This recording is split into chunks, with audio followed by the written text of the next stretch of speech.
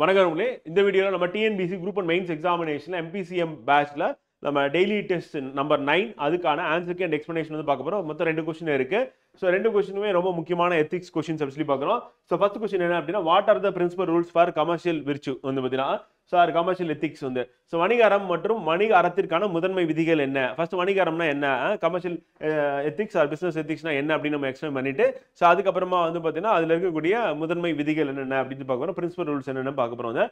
Primary rules வந்து so first business ethics அப்படின்னா என்னன்னா, வணிக செயல்பாடுகளும் வந்து வணிக முடிவுகளாலும் ஏற்படக்கூடிய தீமைகளை விலக்கி பொது நன்மை மற்றும் கருதும் வரம்புகளை தொழில் நிறுவனங்கள் வகுத்துக் கொள்வதும் வந்து தம் கடமையையும் பொறுப்புணர்வையும் அறிந்து செயல்படுவது வணிகாரமாகும் முடிச்சுக்கிறது. ஸோ அப்போ மெயினாக அதில் என்ன நோட் பண்ண வேண்டிய பாயிண்ட் அப்படின்னா வந்து பார்த்தீங்கன்னா, ஒன்று வந்து தீமைகளை விலக்கி வந்து அப்புறம் பொது நன்மை கருதுவது வந்து அதே மாதிரி வந்து பார்த்தீங்கன்னா தன்னுடைய கடமையும் பொறுப்புணர்வையும் அறிந்து செயல்படுவது வந்து ஸோ அப்போ அவங்களுக்குன்னு ஒரு கடமை இருக்கு, அப்புறம் பொறுப்புணர்வு இருக்கு, அதை வந்து அறிந்து செயல்படுவது அப்படின்றத என்ன சொல்றோம் அப்படின்னா வந்து வணிகாரம் அப்படின்னு சொல்லுது. The business which is when the business organizations define the limits of public good and avoid the harm caused by the business activities வந்து ஒன்று பொதுமக்களோட நல்லதுக்காக பப்ளிக் குட்டுக்காகவும் அதே நேரத்தில் வந்து பார்த்தீங்கன்னா avoid the harm caused by the business ஆக்டிவிட்டிஸ்னால வரக்கூடிய harms இருக்குல்ல, ஸோ அதை வந்து அவாய்ட் பண்றது அப்படின்னு பார்க்குறோம். And business decision and act knowing their duty and responsibility வந்து பார்த்தீங்கன்னா ஸோ அவங்களுடைய டியூட்டி என்ன ரெஸ்பான்சிபிலிட்டி அப்படின்றது அவங்களுக்கு கண்டிப்பாக தெரிஞ்சிருக்கணும் அப்படின்றது வந்து பிசினஸ் எத்திக்ஸ் எப்படி பார்க்குறது. ஸோ அதை பற்றி டிஃபைன் பண்ணுது. ஸோ இந்த டெஃபினேஷன் அப்படின்றது இம்பார்ட்டன்ட். அடுத்து வணிக அறத்திற்கான முதன்மை விதிகள் என்னென்ன, primary rules for the business ethics அப்படின்னா கமர்ஷியல் எத்திக்ஸ் கூட சொல்லலாம் வந்து ஸோ காமர்ஸ் எத்திக்ஸ்னு சொல்லலாம். ஸோ அப்போ வணிகம் அப்படின்னு பார்க்கும்போது அது காமர்ஸ். ஸோ காமர்ஸ் அப்படின்ற பாயிண்ட் ஆஃப் வியூ சொல்லலாம், பிசினஸ் அப்படின்ற பாயிண்ட் ஆஃப் வியூ சொல்லுவாங்க. ஸோ அதுக்கான முதன்மை விதிகள் என்னென்ன அப்படின்னு பார்க்கும்போது வந்து வணிகரம் என்பது அண்மை காலத்தில் தோன்றிய கருத்து. இப்போதான் வந்து பார்த்தீங்கன்னா ஸோ ஒரு கருத்தாக வந்து இருக்கு அப்படின்னு பார்க்குறோம். ஆனால் வணிகம் எப்படி இருக்கணும் அப்படின்றது நம்ம பட்டினப்பாளையம் திருவள்ளூரும் ஆல்ரெடி நமக்கு சொல்லியிருக்காங்க. ஸோ அது என்ன அப்படின்றத பார்க்க போறோம் பின்னாடி. ஸோ இப்போ பிசினஸ் எத்திக்ஸ் அப்படின்னா relatively recent concept. Developed countries are good role models இந்த கிரியேட்டிங் அவேர்னஸ். ஏன் அப்படின்னா வந்து பார்த்தீங்கன்னா ஸோ அவங்களுடைய பிசினஸ் மாடல்ஸ்க்கு அவங்க ஏகப்பட்ட ரூல்ஸ் அண்ட் ரெகுலேஷன் போட்டு ஸோ அந்த கண்ட்ரியில் வந்து பார்த்தீங்கன்னா இதோட கருத்தாக விழிப்புணர்வு அப்படின்றது எல்லாமே சிறந்த முறையில் இருக்கு அப்படின்னு சொல்லணும். ஸோ ஈவன் வந்து பார்த்தீங்கன்னா ஒரு ப்ரொடக்ஷன் இருக்குன்னா அந்த ப்ரொடக்ஷன் வந்து பார்த்தீங்கன்னா எத்திக்கலா இருக்கா இல்லையா அப்படின்னு பார்த்து அதை பர்ச்சேஸ் பண்றாங்க. ஸோ உதாரணத்துக்கு வந்து பார்த்தீங்கன்னா சைல்ட் லேபர் இல்லாமல் இருக்கணும் அந்த ப்ராடக்ட்டை ப்ரொடியூஸ் பண்றதுல. அப்படி இருந்தது அப்படின்னா அந்த ப்ராடக்ட் வாங்க மாட்டோம் அப்படின்னு யூரோப்பியன் கண்ட்ரிஸ் டெவலப்டு கண்ட்ரீஸ்ல என்ன பண்றாங்க அப்படின்னா சொல்றாங்க. இப்போ டைமண்ட் ப்ரொடக்ஷன்ல வந்து பாத்தீங்கன்னா எந்த ஒரு வயலன்ஸ் இல்லாம டெரரிசம் இல்லாம வந்தது அப்படின்னா அந்த டைமண்டை நான் வாங்குறோம். இல்ல டெரரிஸ்ட் மூலமா வந்து இந்த டைமண்ட் வருது அப்படின்னா நாங்க அதை வாங்க மாட்டோம். அதே மாதிரி கோல்டு வந்து பாத்தீங்கன்னா ப்ராப்பரான ஒரு சேனல்ல வந்து வாங்குவோம். ஸ்மக்லிங் பண்ணி வருது ஏன்னா வந்து அந்த தங்கம் உற்பத்தி பண்ற இடத்துல மக்களை வந்து பாத்தீங்கன்னா எக்ஸ்ப்ளாய்ட் பண்ணி உற்பத்தி பண்றாங்க அப்படின்னா அந்த கோல்டை வாங்க மாட்டோம் அப்படின்றது. ஸோ இது எல்லாமே வந்து பாத்தீங்கன்னா டெவலப்டு கண்ட்ரீஸ்ல இருக்கக்கூடிய விஷயம் அப்படின்னு பாக்குறது. ஸோ அப்போ developing these are good role models in creating awareness and implement of such a concepts அப்படின்னு பார்க்குறோம் பிசினஸ் மாடல்ல. ஸோ எக்ஸாம்பிள் வந்து பார்த்தீங்கன்னா டைமண்ட் சொல்லலாம். பிளட் டைமண்ட் ஒரு படத்திலே வந்து பார்த்தீங்கன்னா டைமண்ட் எப்படி ப்ரொடியூஸ் பண்ணாங்க ஆப்பிரிக்கன் கண்ட்ரீஸ்ல கான்ஃப்ளிக்ட் ஜோன்ல வந்து பார்த்தீங்கன்னா எப்படி டைமண்ட் வந்து பார்த்தீங்கன்னா அங்க இருந்து எடுத்து அதை வந்து சேல் பண்றாங்க அப்படின்றதெல்லாம் இருக்கு வந்து. ஸோ உலக நாடுகள் டெவலப்டு கண்ட்ரீஸ் பல நாடுகள் வந்து தடை விதிச்சிருக்காங்க அப்படி பார்க்குறாங்க. அதே மாதிரி குரியாலிட்டி ஆஃப் அனிமல்ஸ் வந்து பார்த்தீங்கன்னா ரொம்ப குரியாலிட்டியா பயன்படுத்தி ஒரு ப்ராடக்ட் உற்பத்தி பண்றாங்க அப்படின்னா ஸோ அங்கேயும் வந்து அதை என்ன பண்றாங்கன்னா வாங்க மறுக்கிறாங்க அப்படி பார்க்குறாங்க. இதெல்லாம் பிசினஸ் எத்திக்ஸ் அப்படி பார்க்குறாங்க. And business organisation to act in accordance with social justice and common good அப்படி பார்க்குறது.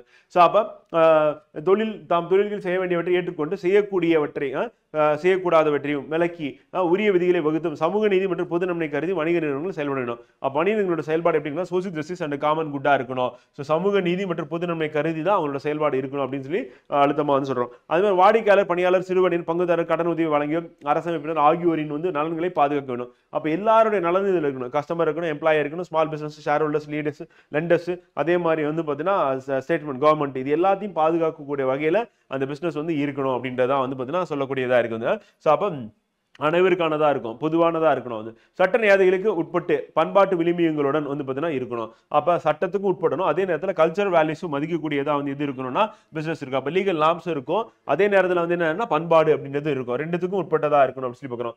அதே மாதிரி அந்த பிசினஸ் லீடர்ஸ் அப்படின்றவங்க எப்படி இருக்கணும், ரோல் மாடலா இருக்கணும். இப்போ எக்ஸாம்பிள் வந்து பார்த்தீங்கன்னா டாடா வந்து பார்த்தீங்கன்னா அவரை சொல்லலாம். வந்து பார்த்தீங்கன்னா அவர் வந்து பார்த்தீங்கன்னா ரோல் மாடலா இருந்தார் அப்படின்றத நம்ம எக்ஸாம்பிளா வந்து கோட் பண்ணலாம். வந்து அந்த ப்ராப்பர் அகாடமிக் வந்து knowledge of business ethics and known procedures வந்து.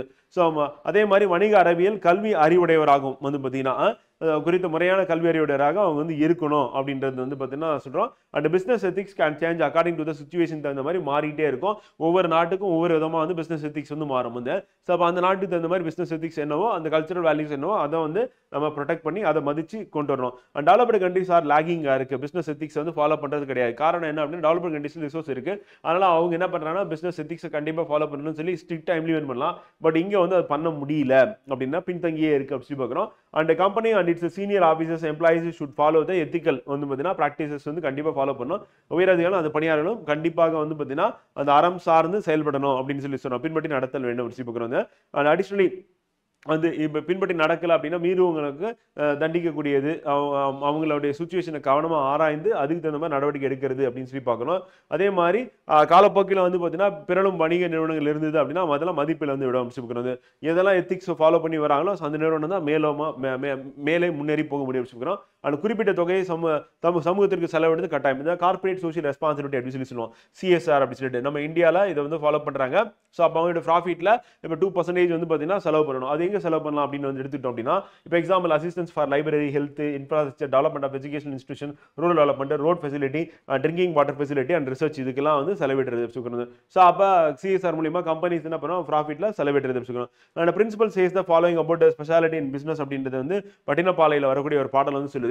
என்ன சொல்லுதுன்னா நெடுநுகத்து பகல் போல நடுவு நின்ற நல்லெஞ்சினோர் வடு அஞ்சி வாய் மொழிந்து தமவும் பிறவும் ஒப்ப நாடிக்கொள்வதும் மிகை கொள்ளாது கொடுப்பதும் குறைக்காடாது பல்பண்டம் பகர்ந்து விஷம் அப்படின்னு சொல்லிட்டு பட்டினப்பாலையில் வரக்கூடிய the benevolent one who stood in the middle scared verbally வந்து பார்த்தீங்கன்னா they agree with each other is not too much வந்து பார்த்தீங்கன்னா giving will never fail மல்டிகல்ச்சரலிசத்தில். ஸோ அப்போ வந்து பார்த்தீங்கன்னா அவங்கள பொறுத்தவரையும் வந்து பார்த்தீங்கன்னா பட்டினப்பாலையில் சொல்லக்கூடிய கருத்து வந்து பார்த்தீங்கன்னா பண்ட விலைக்கு மிகையாகவோ குறையாகவோ கொடுக்காமல் வணிகம் செய்ய வேண்டும் என்கிறது பட்டினப்பாலை அப்படி சொல்கிறது.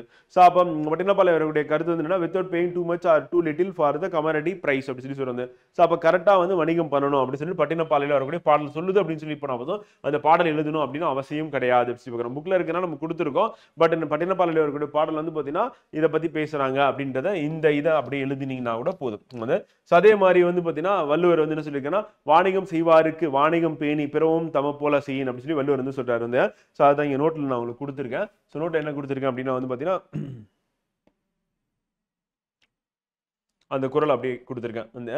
ஸோ வாணிகம் செய்வாருக்கு வாணிகம் பேணி பிறவும் தம போல் செய்யணும் வந்து டிரான்ஸ்லிட்டரேஷனில் கொடுத்துருக்கேன். நம்ம டிரான்ஸ்லேஷன் வந்து பார்த்தீங்கன்னா merchants best merchandise is tending others goods on as his own வந்து பார்த்தீங்கன்னா மற்றவங்களுடைய பொருளையும் அவனுடைய சொந்த பொருள் மாதிரி வந்து அதை வந்து மதித்து நடத்தணும் அப்படின்றதான் வந்து வள்ளுவர் வந்து சொல்லக்கூடியதாக இருக்கு அப்படின்னு வந்து இதான் வள்ளுவர் வந்து பிஸ்னஸ் எத்திக்ஸாக வந்து சொல்கிறாரு வந்து. ஸோ அவ்வளோ. அடுத்து வந்து medical which recommended by the world health organization வந்து பார்த்தீங்கன்னா உலக சுகாதார நிறுவனம் பரிந்துரைத்த மருத்துவ உரம் வந்து பார்த்தீங்கன்னா. ஸோ அப்போ வந்து மெடிக்கல் எத்திக்ஸ் அப்படின்றது அவங்க என்ன பரிந்துரைச்சிருக்காங்க அப்படின்னு பார்ப்போம் வந்து பார்த்தீங்கன்னா. ஸோ மெடிக்கல் எத்திக்ஸ் வந்து ரெக்கமெண்டட் பை வந்து வேர்ல்டு ஹெல்த் ஆர்கனைசேஷன் என்ன பண்ணியிருக்காங்க அப்படின்னு பார்ப்போங்க. By the world health organisation first வந்து அனைவருக்கும் ஆரோக்கியம் என்ற இலக்கை நோக்கி செயல்படுதல் வந்து. ஸோ ஹெல்த் ஃபார் ஆல் வந்து priority to infants and mothers வந்து பார்த்தீங்கன்னா. ஸோ பச்சிளம் குழந்தைகளுக்கு தாய்மார்களுக்கு முன்னுரிமை வந்து. அண்ட் ரிடக்ஷன் ஆஃப் வந்து death rate and infant mortality rate வந்து. ஸோ அப்போ இறப்பு இதுவும் குறைக்கிறது மட்டும் பச்சிளம் குழந்தை சிறார்கள் இறப்பு அதையும் குறைக்கணும். அதே மாதிரி ரிடியூசிங் வந்து infant mortality rate and prenatal mortality rate இருக்கு, பெரிநட்டால் மார்டாலிட்டி இருக்குல்ல, ஸோ அதுவும் குறைக்கணும் அப்படின்னு சொல்லிட்டு பேறுகால குறைப்பு இறப்பு இருக்குல்ல, ஸோ அதுவும் வந்து பார்த்தீங்கன்னா குறைக்கணும். அதே மாதிரி நகர்ப்புற கிராமப்புற பகுதியில் குடும்ப நல உடல்நல மையங்கள் அப்படின்றது ஏற்படுத்தணும். Family and health centres urban and rural areas and diagnosing life threatening infectious diseases வந்து பார்த்தீங்கன்னா. ஸோ அப்போ உயிருக்கே ஆபத்தாக இருக்கக்கூடிய தொற்று நோய்கள் தொற்றா நோய்களை வந்து பார்த்தீங்கன்னா கண்டறிந்து தடுப்பு முறைகள் ப்ரிவென்டிவ் மெஷர்ஸ் வந்து பார்த்தீங்கன்னா ஸோ அதை வந்து அந்த கியூரேட்டிவ் வந்து பார்த்தீங்கன்னா நீக்கும் முறை வந்து பார்த்தீங்கன்னா குணப்படுத்தும் முறையும் ஏற்படுத்தணும் வந்து. And ensuring availability life saving medicines வந்து பார்த்தீங்கன்னா உயிர்காக்கும் மருந்துகள் வந்து இருக்குல்ல, ஸோ அதனுடைய தட்டுப்பாடு கிடைக்கிற மாதிரி செய்யணும். And quality of medical care வந்து இருக்கணும், அந்த தரமான மருத்துவம் இருக்கணும். மக்கள் அனைவருக்கும் மருத்துவ காப்பீடு அளித்தல் ஹெல்த் இன்சூரன்ஸ் ஃபார் ஆல் அப்படின்றது வந்து இருக்கணும். எக்ஸாம்பிள் வந்து பார்த்தீங்கன்னா முதல்வர் காப்பீடு திட்டம் அப்படின்னு நம்ம போடலாம் வந்து பார்த்தீங்கன்னா. அண்ட் உடனடி மருத்துவ மையங்கள் வந்து பார்த்தீங்கன்னா எமர்ஜென்சி மெடிக்கல் சென்டர்ஸ் அப்படின்றது வந்து இருக்கணும். அண்ட் குவாலிட்டி மெடிக்கல் கேர் வந்து பார்த்தீங்கன்னா இருக்கணும், ப்ரிப்பேர்டாக ரெடியாக வந்து இருக்கணும் அப்படின்னு. இப்போ எக்ஸாம்பிள் டெரரிஸ்ட் ஆக்டிவிட்டிஸ் வார் அப்படின்ற டைமில் வந்து பார்த்தீங்கன்னா தரமான மருத்துவம் வந்து நிலையாக ரெடியாக இருக்கணும் அப்படின்னு சொல்லணும். மருத்துவ கல்வி ஆராய்ச்சி அப்புறம் மருத்துவ கல்வி நிறுவனங்கள் மருத்துவமனைகள் ஆரம்ப சுகாதார நிலையங்கள் அப்படின்றது கவனம் செலுத்த வேண்டும் அப்படின்னு சொல்றாங்க. மெடிக்கல் எஜுகேஷன் ரிசர்ச் அதே மாதிரி resource shortage medical institutes hospitals primary health care centres இருக்குல்ல, ஸோ அதெல்லாம் வந்து பார்த்தீங்கன்னா அது மேலே கவனம் செலுத்தணும். And bridge gap between medically developed and developing கண்ட்ரீஸில் இருக்கக்கூடிய அந்த கேப் வந்து போக்கணும் வந்து. ஏன்னா அங்கே வசதிகள் அதிகமாக இருக்கும், இங்கே இல்லாமல் இருக்கும். ஸோ அந்த கேப் வந்து பார்த்தீங்கன்னா வளர்ந்த நாடுகள் ரெண்டுத்துக்கும் நடுவில் இருக்கக்கூடிய வேறுபாடுகளை கலைதல் வந்து பார்த்தீங்கன்னா. அதே மாதிரி மருத்துவ முறையிலும் சித்தா, ஆயுர்வேதம், யுனானி போன்றவற்றில் உயர் ஆய்வுகள் வந்து இன்னும் பண்ணணும், ஹையர் ஸ்டடிஸ் வந்து பண்ணணும். ஸோ அதை பற்றின ஆய்வுகள் ரொம்ப கம்மியாக இருக்குது. அந்த மருத்துவ முறையை நம்ம பயன்படுத்தணும் அப்படின்னு சொல்லி பார்க்குறோம்.